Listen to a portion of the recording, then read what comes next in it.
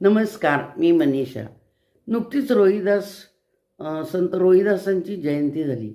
तर त्यांची एक कथा मी आपल्यासमोर सादर करणार आहे. संत रोहिदासांचा जन्म उत्तर प्रदेशात झाला आणि त्यांच्या आईचं नाव कालसीबाई आणि वडिलांचं नाव रघुराम.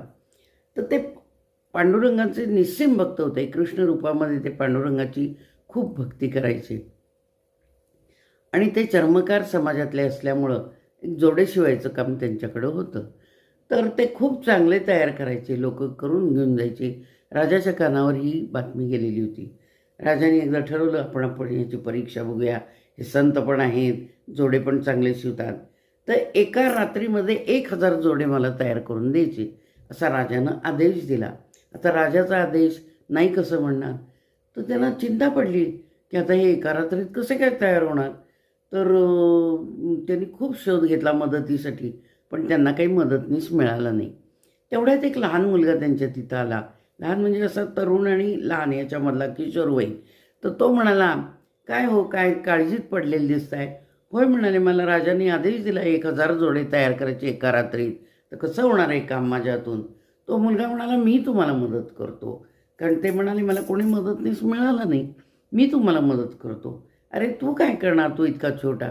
त्याच्यावर तो म्हणाला, तुम्ही एक काम करा, तुम्ही फक्त नामस्मरण घ्या आणि मी तुम्हाला मदत करतो आणि आपण दोघं करूया. बरं म्हणाले ते. आणि त्यांनी 1000 जोडे तयार झाले, तयार केले दोघांनी मिळून. त्यांनी जाऊन राजाला दिले. राजा पण खुश झाला, जोडे पण खूप छान झाले ते. आणि राजाने त्याला बक्षीस दिलं, रोहिदास महाराजांना बक्षीस दिलं.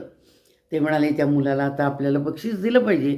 तेवढ्यात त्या मुलाने काय सांगितलं होतं की रात्रभर दमून मला आता मी जरासं आंघोळ वगैरे करून येतो, तोपर्यंत तुम्ही हे जोडे देऊन या.